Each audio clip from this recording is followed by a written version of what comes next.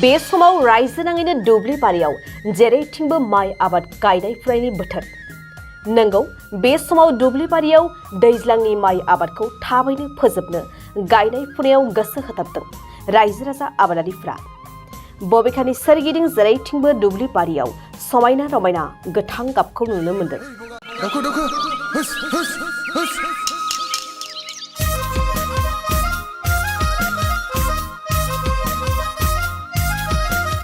बेबायदिनो बाक्सा जिल्लानि सालबारि महकुमानि बेन्दोंआव थानाय गोबां ओनसोलफोर जेरै मायंपारा, बारेंगाबारि, खासिबारि, दाउखिजान, उदियागुरि, बाथाबारि, खोबसिनपारा बायदि बर' गामिनि दुब्लि बारियाव बर' आइजोफ्राबो मेंनायखौ मेंनाय, सान्दुंखौ सान्दुं होनालासे बोथोरनि माइ आबादखौ बोथोराव दिखांनानै लानो हांखुर जानायखौ नुनो मोन्दों।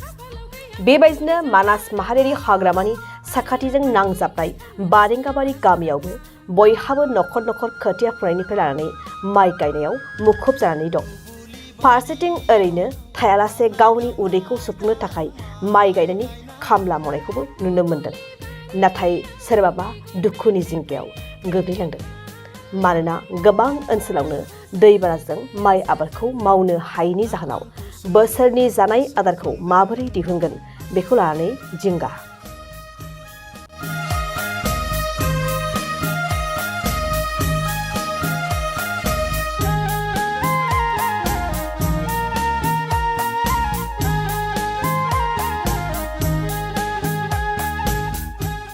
जोंनाव बर'नि नेमाव गोदोनि दिनाव माइ गायजेनोबा अनला ओंख्रै दाउ बेदरजों अनला जायोमोन, औवा मेवाइ अनला ओंख्रि जायोमोन आरोखि।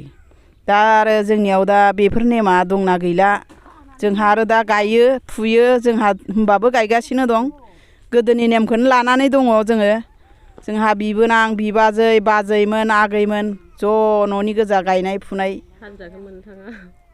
हाजिराबो मोननो थांला, मानसिफोरा बानाय जाबाय, सिंस्रि सानाय, आखाइयाव मैला नाङो, आथिङाव मैला नाङो होनलायलांनाय जाहैबाय। बेखायनो दा न'नि गोजानो गायनाय जादों आरो जोंहा। नोंसिनि बे खाथियाव साखाथियावनो मानास हायुङारि दङ, बेनिफ्राय मैदेर अमाफोरा खहा खालामफैगोन फैया? फैयो, खहा खालामफैयो। दावराया गांजों बुग्लोबनानै माइखौ जाफैयोमोन। आरो अमाफोरा गायखांनायनि लोगो लोगो उरलाङो, उरला उरलि खालामनानै माइफोरखौ फबनानै गालाङो। बेबायदि खहा खालामफैयो। गान्दाफोराबो खोथिया जाफैयो। मालाबा माइ गायखांनानै दोननाय सोमखोर सोमखोरखौनो जाफैयो। मालाबा गामिफोराव हाबनानैबो साबोन बाहेरायाव दैखरफोराव दोनफ्लांनायफोरखौ जि जोम जालाङो, साबोन जालाङो, जि जोम जालाङो, स्राबफोरखौनो जालाङो। बेबायदि खहा खालामो आरोखि। गोबांखौनो जों खोनायो माइ दुब्लि बारियाव माइ गायनो थाखाय हाजिरा मोननो थाङाखै होननानै। मोननो थांला। दा बांसिन मानसियानो हाजिरा जाला। जायफोरा माने अभाबथार उफाय गैथारा बेफोरसो गायो आरोखि सासे सानै। होमबाबो अनेक मानसियानो खमायबोबाय, खमायगासिनो दं। बेनि समाव सावरि जालायनायबो खोनायोमोन। औ, सावरिबो जालाय लायोमोन, फाला बदल गायलाय लायोमोन। दा सावरिबो गैला आरो आदला बदला गायलाय लायनायबो गैला। दा माने गावबा गाव सोरबा हाजिरा लानो हाबा गाय, हाजिरा लानो हायाबा दागाय। आरो दिनै माबायाबो हाजिरानि भाराखौबो फैसाखौबो बुरजा होबासो गायनाय जायो। आरो सोरनावबा एसे खमबाथाय गायहैनाय जाया। बेबायदि आरोखि। बोसोरसेनि उदैखौ सुफुंनो थाखायथ' बुथुमना लाखानांगोन। बुथुमना लाखानांगोन। उफाय गैया, जों दा माजों मोनजानो। जोंनि बर' हारियाथ' बिजनेस फालांगिरिबो रोङा। जोंहा खेथि जाग्रा, बोसोरनि बोसोर माइ जाग्रा, बोसोरनि बोसोर मैगं खेथि जाग्रा। जों बायनानै जानो रोङामोन बर' हारिया। दैज्लांनि बोथोराव मैथा फोयो, मैथा बांगाल फोयो, जोगोनार खुमब्रा गायो, बेखौनो जायो। अनला ओंख्रि जायो, सबाइ ओंख्रि बुथुमना दोनखायोमोन, सबाइफोर बेफोरखौ जायोमोन। आरो मेसें बोथोरबाथाय ओंखाम गोरलै, लाफा ओंख्रि गोबाब बेबायदि जायोमोन आरोखि। लाइ मैगं, मुला मैगं बाथोन सिफ्लेनानैबो जायो, ओंख्रि संनानैबो जायो। बेबायदिमोन। ओरैनो खै बिगासो गायगोन नोंसोरो? जोंहा दा 6 बिगा गायनाय जागोन। सानसेयाव बेसे बिगा ओरैनो हायो? सानसेयाव ओरैनो मोजाङै गायोबा बिगानैसोआ हायो आरोखि। मानसि बुरजाबा। खोथिया फुनायाथ' बिदिनो, बेखौ खोथिया मोजांजोंसो हिसाब जाहैबाय। मोजांबा मोजां फुनो हाबाय, आरो गाज्रिबाथाय बारा फुनो हाया आरोखि। आखाइ लाखियो। खोथियाफ्रा मोजां फोनाय जानांगौ। हाब्रुखौ खालामनानै खोथियाखौ समान रोजोब फोनो रोंनांगौ, होनबासो खोथिया आइ जायो।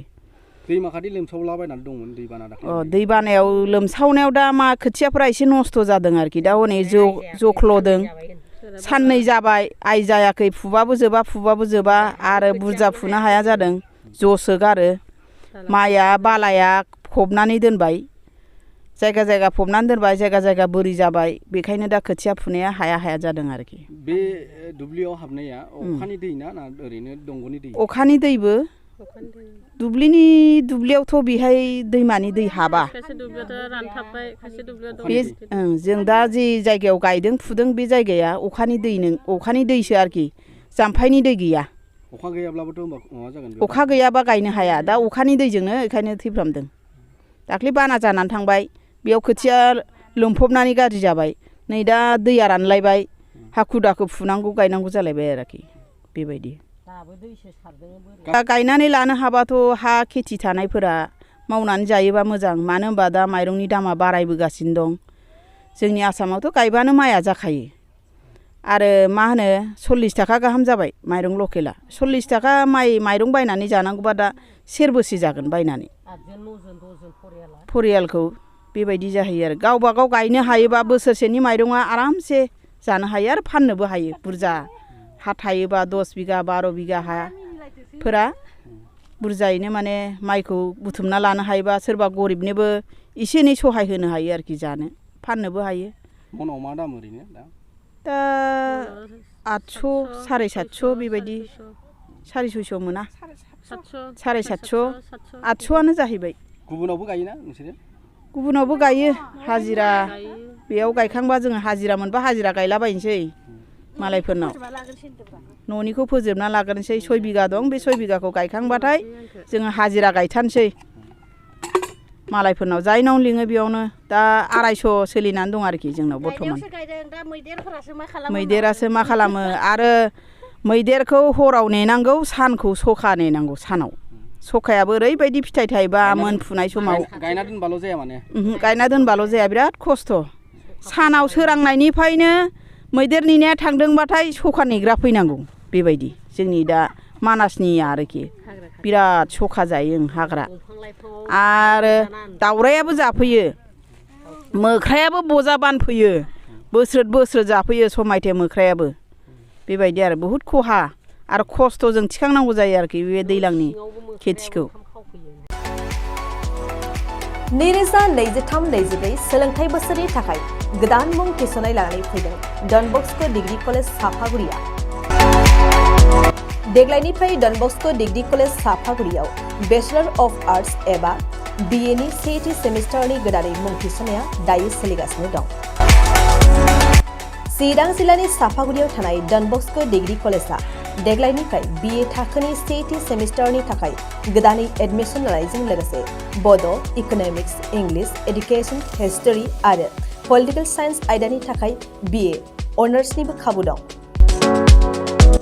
गोग्गो सोलोंथाइनि थासारिजों लोगोसेयैनो डन बस्क' डिग्री कलेज साफागुरियाव आलादायै हौवा हिन्जावनि थाखाय हस्टेलनि खाबुबो दं जुदि फरायसाफोरा डन बस्क' डिग्री कलेज साफागुरियाव BA सेथि सेमिस्टारनि थाखाय गोदानै एडमिसन लानायनि सायाव आबुं बाथ्राखौ मिन्थिनोब्ला नैबे मबाइल नम्बर 9365519559 आव थोंजों सुला लानो हागोन